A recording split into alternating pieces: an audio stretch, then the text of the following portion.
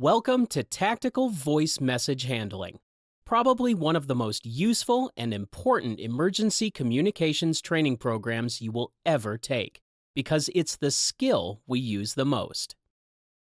In this short program, you'll learn the differences between tactical and formal messages, the limitations of tactical messages, how to maintain accuracy, and tactical message best practices. What does the word tactical mean as we use it in Aries? The Webster's Dictionary definition turns out to fit pretty well. 1. Operations using specific tactics. 2. Quick, small-scale operations serving a larger purpose. And 3. Actions intended to be carried out within a limited scope. In Aries operations, we use specific tactics or procedures to quickly deliver short verbal messages that serve a much larger purpose. So, it works. The vast majority of disaster radio communications meet the definition of tactical voice message, often just called a tactical message. The other 5% are sent using the written form. If every single message had to be sent on a form, operations would slow to a crawl. No matter how a message is sent, there are two aspects to our delivery service more important than anything else: speed and accuracy. Nothing else matters as much. If you get it right the first time by delivering the message unchanged, you've already increased delivery speed. But even if you get it there super fast, if it's not completely accurate, you may be doing more harm than good. So, how do we decide which messages can be sent using tactical voice methods?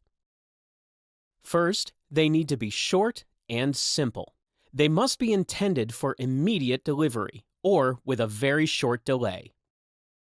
They will go directly to the recipient without being relayed by other stations. Tactical messages can't contain any complex or highly technical terms. They're unlikely to be misunderstood. The other kind of message we often hear about is the formal message. The way we use the word formal, it means to use a standard message form. It's not the subject of this class, but it's important to know the differences. The most common Aries message forms are the ARRL radiogram, shown here, and the ICS 213 general message form, used by certain agencies. Either of these forms can be sent by voice using standard procedures taught by ARRL, or via one of the several standard digital modes. We've said that a key limitation of tactical messages is that they are for direct and immediate delivery only. They are never relayed to other stations. But why? Anytime verbal messages are relayed, even once, errors are added. The more times a message is relayed, the more errors creep in. Eventually, the message becomes unrecognizable. If you've ever played the old kids' game of telephone, you'll have experienced this firsthand. Why are verbal messages so prone to errors? First, humans just aren't very good at remembering things with any precision. What we think we remember often turns out to be wrong. To help us remember, we often summarize and abbreviate what we've heard by putting it into our own words. This is called paraphrasing. We all do it, and it always causes errors.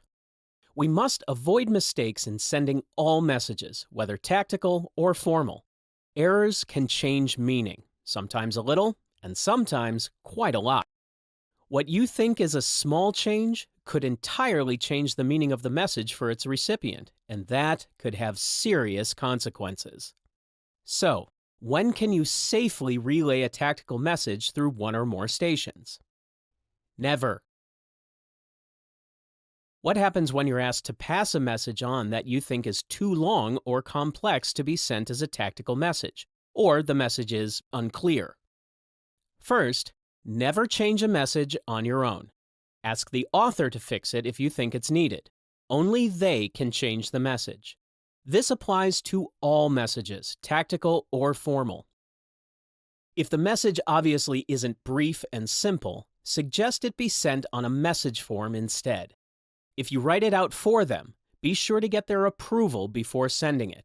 However, in a fast-moving situation, this won't always be possible. Just do your best to quickly deliver an accurate message. The gold standard is a verbatim message, an exact copy. What comes in is exactly what's delivered. Using the author's own words can be critically important, since the same word can mean different things in different situations. Every agency has its own jargon, so it's vitally important we use only their words, not ours. Everyone's vocabulary is different.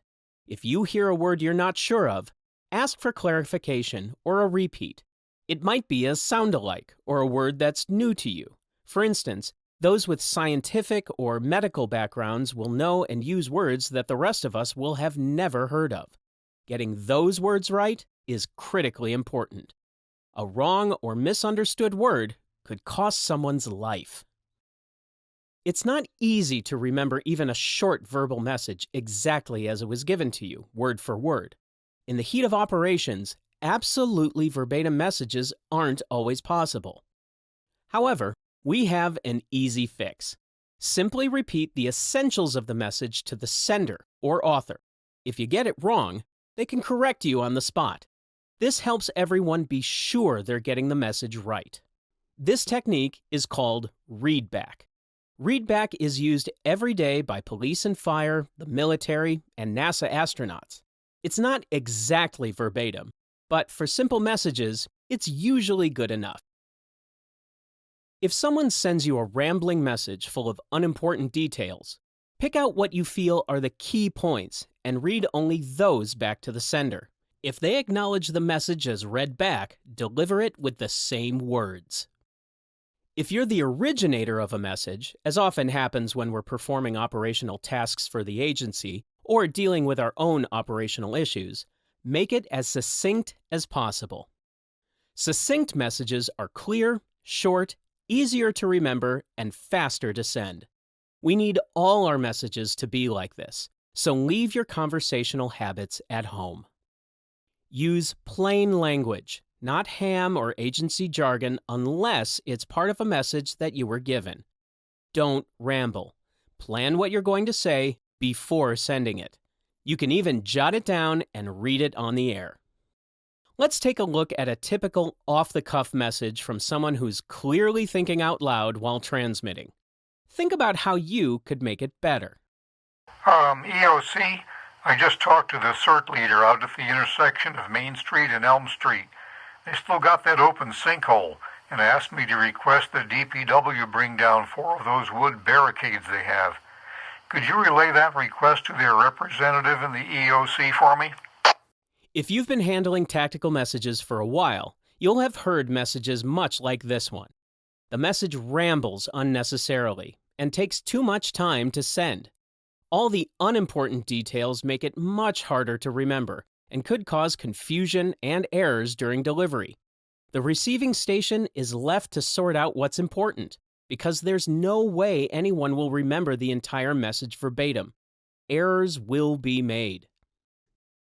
This succinct version focuses on the important facts. If you were the receiving station, you would read the essential elements back to the sender, jot it down as acknowledged, and hand it to the DPW representative. It contains several important details that we can't afford to lose or change. Any message of this sort benefits from being written down for delivery. It's also a good procedure to indicate the time it was received and from whom. Some hams are very possessive about their mics, but handing them to an agency official is perfectly okay, and accuracy becomes their problem, not yours. Your only responsibility is to establish a connection and sign off when done. Not every message is clearly right for either tactical or formal messaging. If it's reasonably short but contains important details, write the message out as received, then read it back to the sender for confirmation. Hand deliver the written note to the person it's intended for. In this way, we retain most of the accuracy of the formal message, but we can send it much faster. However, if the message will need to be relayed even once, it must be sent as a complete, formal message using proper procedures. Now we're going to play a short game. Just call out how you think a message should be sent, tactical or formal, or tactical but written down by the receiving station. Tactical, but written down since delivery will be delayed. Tactical. It's brief and clear and delivered immediately to its recipient. You could do this one either tactical and written down or as a formal message.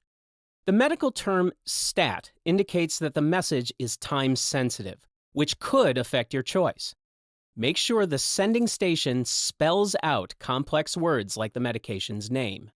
However, this message is missing a critical part: the name and title of the person making the request. Both are required for medical requests of any kind.